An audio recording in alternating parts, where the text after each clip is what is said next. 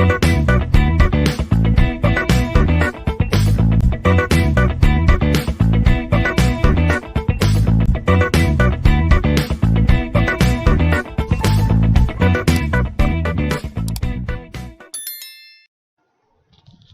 everyone, in this video I'll be continuing with context free grammar examples. So first of all, let me write a context free grammar for set of all non-palindromes over a comma b. Let me describe about this. What are the possibilities for the set of all non-palindromes?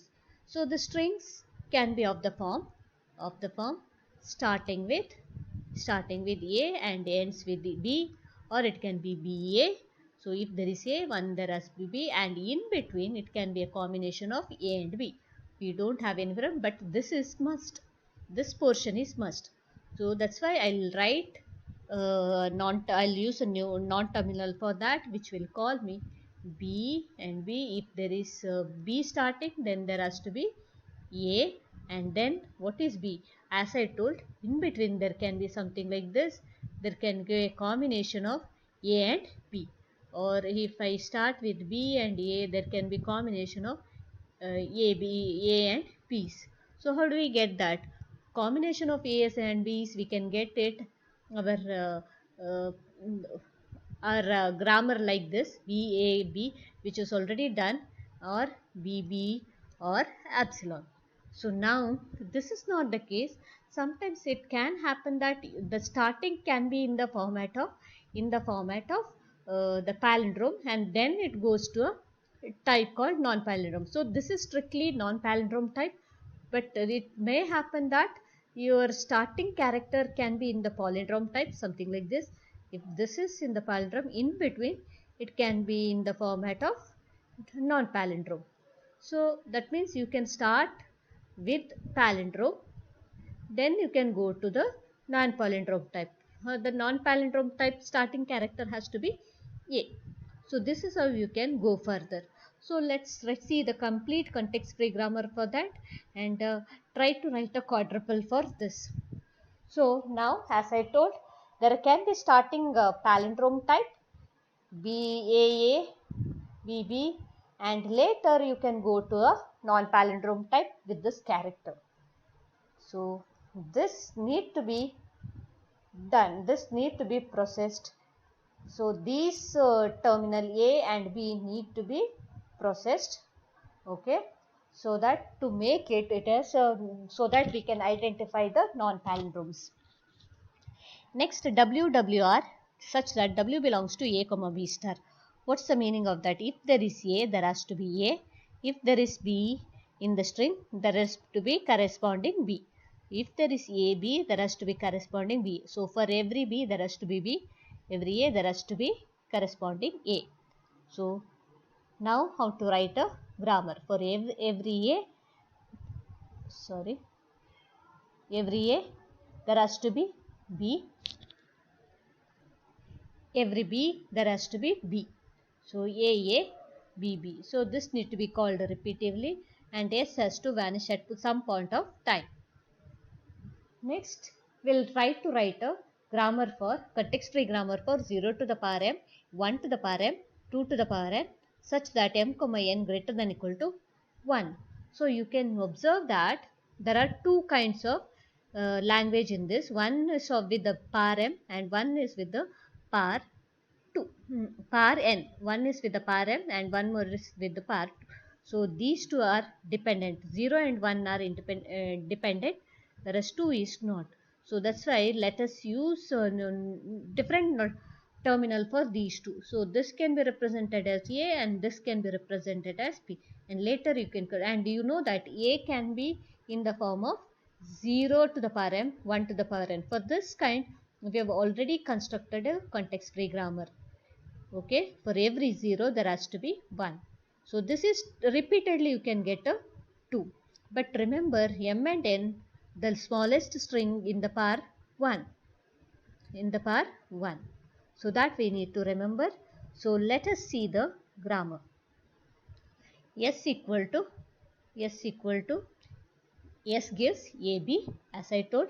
This will be A and this portion will be A, M portion will be A and this portion will be B. So what is, how do we write A? A is nothing but 0. You can call repeatedly 0 and 1. So for every 0 there has to be 1. And then the smallest string of 0, 1 is 0, 1. 0 to the power m and 1 to the power, smallest string of 0 to the power m and 1 to the power m is 0, 1.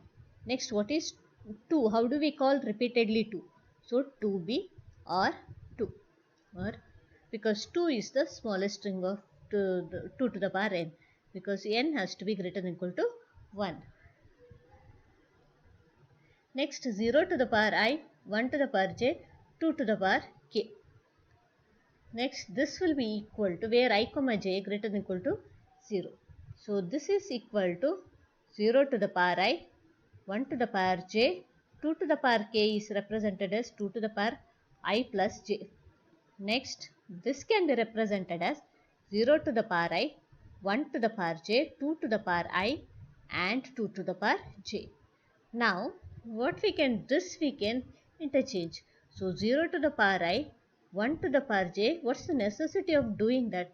So that I can get j powers together and 2 to the power I. Even if you make 2 to the power I, 2 to the power j, or if you write 2 to the power j, 2 to the power I, it's one and the same. Now this will be of the form same powers, and this also of the power same powers. So this is in the, this outer 0 and 2, it will be are in the power for I, whereas inner 1 and 2 in the power j. So now how do we write a grammar for that? So S will be equal to 0 S2 or A.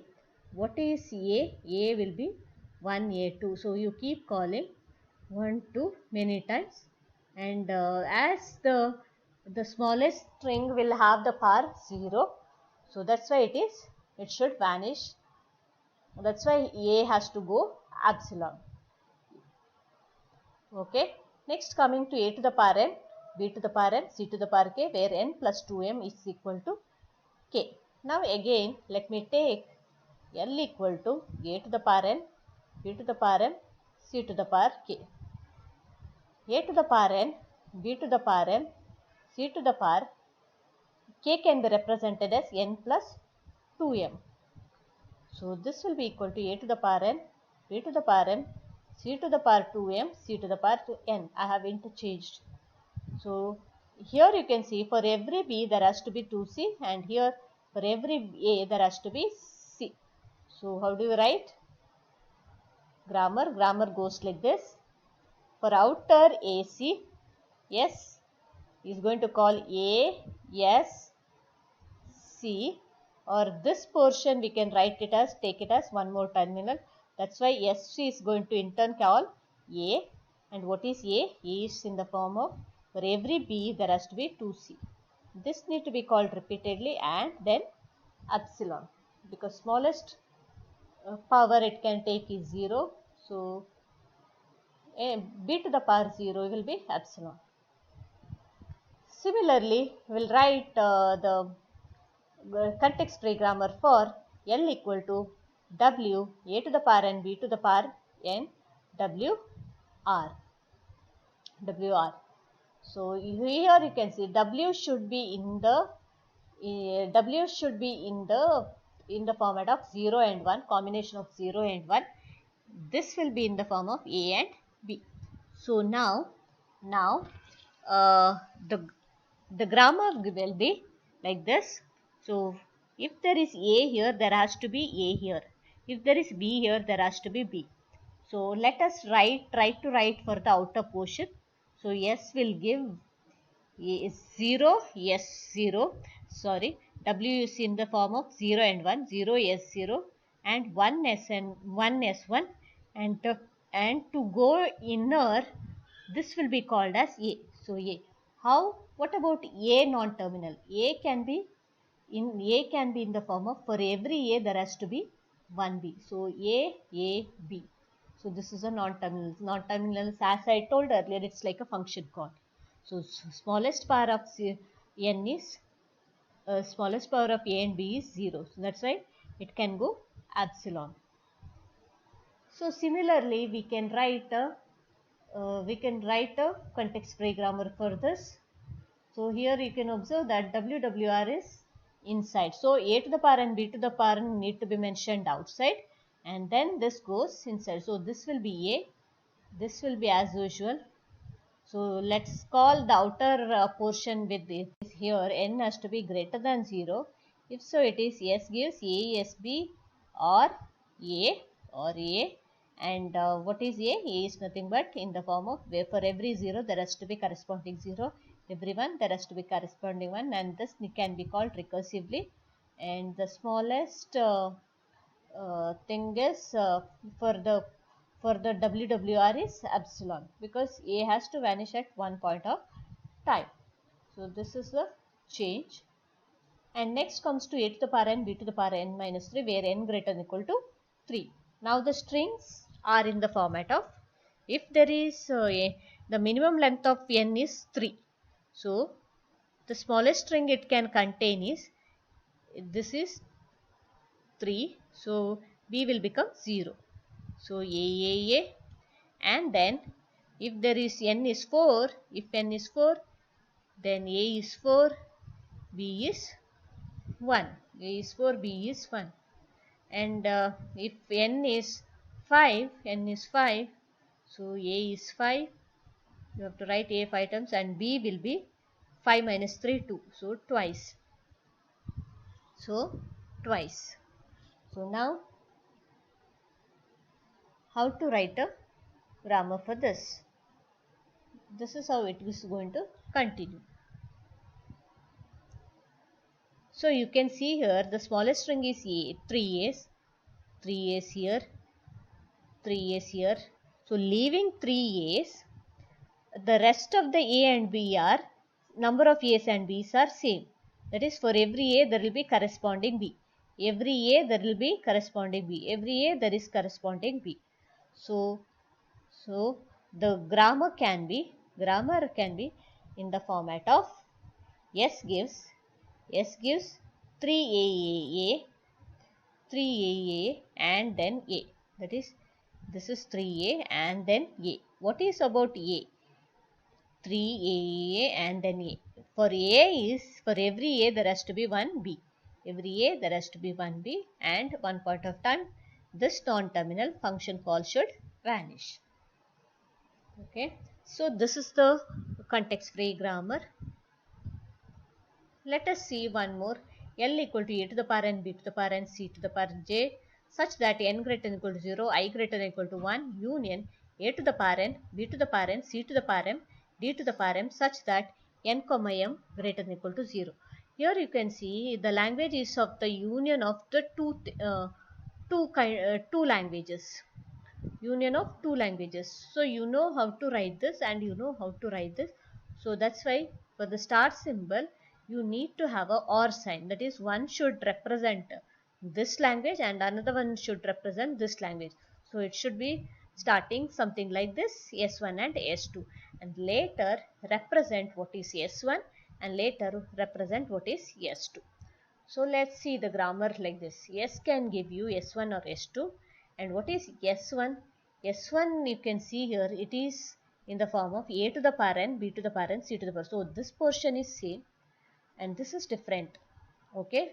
So this will be in the form of A and this will be in the form of B. Then you can see here also this is of the form, this and this is in the power n and this is in the power m.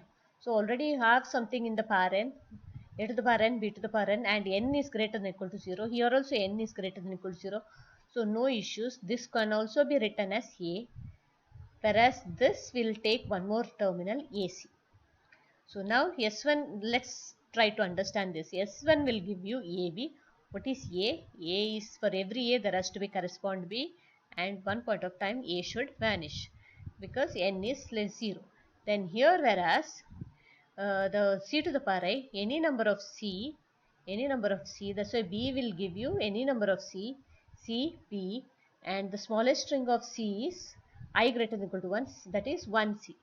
So B should end at 1C. Next, coming to S2. S2 is nothing but AC. A we know we have already represented. For every A there has to be one B and one it has to vanish as n is 0 and C to the power m D to the power m C D and one point of time C has to vanish. This is how the grammar is. So these are the few examples of context free grammars.